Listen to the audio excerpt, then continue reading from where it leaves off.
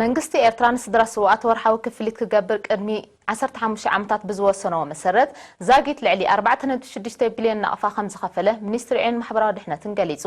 ጋዜጠኛ ኤሪና ዳናይት ገብረሂወት ዘዳለወቶ ጸብጻብ ይስዕብ።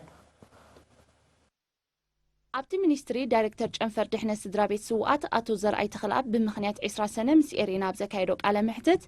ምንባይ ስድራ ስዋኣት ቀጻልነት ብዘለዎ ኣገባብ ንኽካየድ ብኣዋጅ ቁጽሪ 137 ዝባር 2003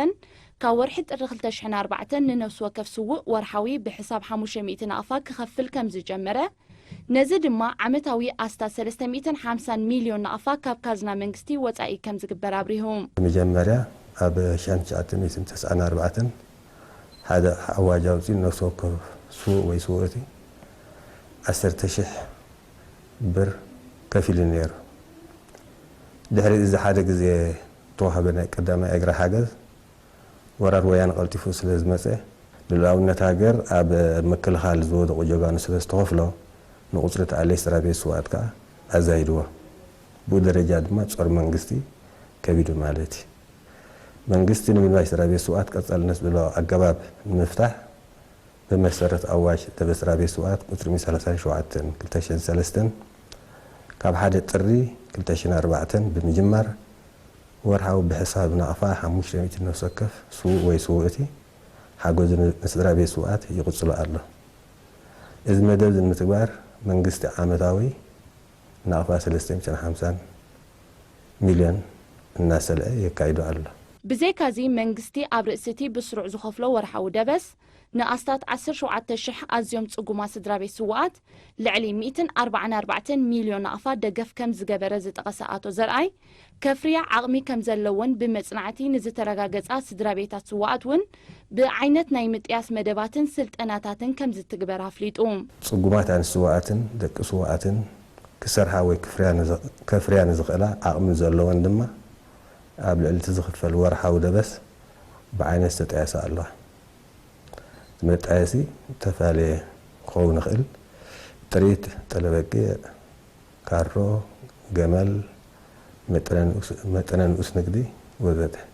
እቶም ተደበስቲ ስድራ ስዋኣት ዕድመ ዝደፍኡ ወይ ጽጉማት ምዃኖም ዝረጋገጽ ሕጋውያን ወኪላት ብምግባር ጉቦኦም ከም ዝወስዱ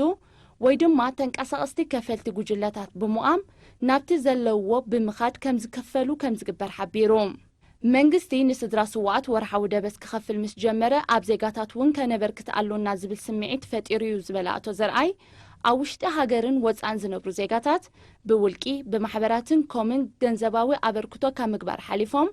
ሓላፍነት ምንባይ ካብ ሓደ ንላዕሊ ስድራ ብምውሳድ ናይ ምጥዋሮም መደባት ከም ዝጀመሩን ይቕጽልዎ ከም ዘለውና ነጺሩ እዞም ኣብ ወፃእ ዘለኹኑ ኣብ ውሽጢ ዘሎ ዜጋታት ደገፍ ንምንባይ ስድራቤት ስዋኣትን የካይዱ እዮም እዚ ድሕርቲ መንግስቲ ንስድራቤት ስዋኣት ወርሓዊ ደበስ ክኸፍል ብጀመረ ኣብ ልዕሊ ዜጋታት ፍላይ ወፃኢ ዝነብሩ ሓደ ስምዒት ኣላዒሉ ነይሩ መንግስቲ ዝከኣሎ ይገብር ኣሎ ወገንና ክንታይ ክንገብር ኣለና 20 ሰነ ሽምዓ ወልዒና ጥራይ ምዝካር እዚ ኣኻል ኣይኮነን ብኹም ጥራይ እንዳኽበርናስ ክንቅፅል የብልናኒ ስለዚ እንታይ ክንገብር ኣለና ንሕና እውን ብዓቕምና ስድራቤት ስውእ ወይ ስውእቲ ክንሕግዝ ክንድግፍ ኣለና ኢሎም ቃል ብዝኣትዎ መሰረት እቲ ሓሳባት ካብቶም ውሕዳት ተበጊሱ ካብ ስድራ ናብ ስድራቤት እናልሓመ ኸይዱ ኣብ ዝዋዕን ዳርጋ ብብዝሒ ስድራቤት ስዋኣት ይዕግዙ ኣለዉ እቲ ሓገዝ እንታይ ክኸውን ይኽእል ከከም ዓቕሙ ሓደ ንሓደ ወይ ከዓ ሓደ ንብዙሓት ግዜ እንተሪእና እውን ን2 ዓመት ወይ እውን ብቐጻልነት ንኽሕግዙ ቃል ዝኣተውን ዝትግብሮን ኣለዎ ማለት እዩ ስለዚ ን2 ዓመት ዝግበር ሓገዝ ሓደ ስድራቤት ስውእ ወይ ስውእቲ $720 እዩ ብጀካ እዚ ናይ 2 ዓመት እውን ካብኡ ንላዕሊ ዝቕፅላ ወይ ዝቕፅል ስድራቤታት እውን ኣለዎ እዚ ብግዲኡ እዚ ወፃኢ ተረኣየ ቅዱስ ተበግሶ ኣብ ውሽጢ ሃገር ንዘለዉ ዜጋታት ንሕልሎም ስለ ዝተንከፎ ተመሳሳሊ ስጉምቲ ብምውሳድ ስጉማት ስድራቤት ስዋኣት يحجز الله لا بس انت دا خوينو سرع ورحاوي سرعي ببجزي بسرعه زخفالي دقف انت دا خوينا جن اتوم حجزتي وي تنحجزتي ابز الاخال اواني ناس كندز أكل صقومات رابط كنا حق زينا زلا محبرات ديم بولك ديم من قد إمباسي تحتهم اسمه أنا كابتن ما بيد نازل لو استصون صقومات النبلة نعتم الأخرى بس لا خنا لهم سوم كان تاجروا النفس كفة ما أوزل ما توم زحته مالتي المحبر هو إنه بيجي له إنه الكسب نتسب يفلتوا نمن حيزو خمزلا نعم سفلتوا خاص جنزب عتاو جيرس لزلا تعقوري مالتي من حيزو خمزلا مسكن زوخ أنا بناي الأخوة جنزب على حسابنا يأتو من حيزو خمزلا بيناي دراشات بالكتكا بصحف سبلنا مالتي نزيام سفلتنا هجين تاني قبرنا بيرل نصر حلا بيرل سرينا بمنقد إنشرانس أزواج بمنقد إنشرانس يخفض زلا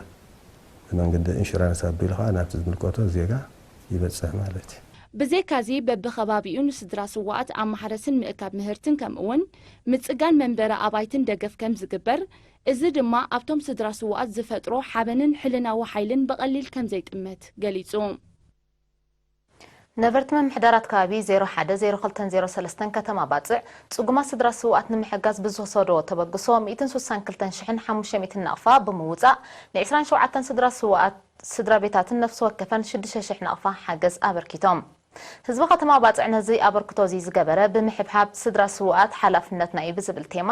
ብ1415 ሰነ በብኸባቢኡ ዳሳት ብምትካል ኣብ ዘካየዶ ገንዘብ ናይ ምውፃእ መደብ እዩ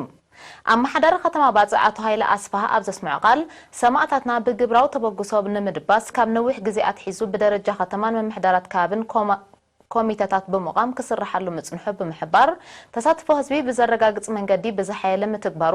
ኣብ ሰማዕታቱ ንዘለዎ ኣኽብሮት ዘጉልሕ ምዃኑ ገሊጹ ሎሚ ነስተማቕሮ ዘለና ሃዋህው ናጽነት ሰላም ቅሳነትን ርግኣትን ብተበጃውነት ሰማዕታትና ዝተረኽበ እዩ ዝበሉ ነበርቲ ብግድኦም ተበጊሶምሉ ዘለው ሰናይ ተበግሶ ንምቕጻሉ ክሰርሑ ምዃኖም ኣረጋጊጾም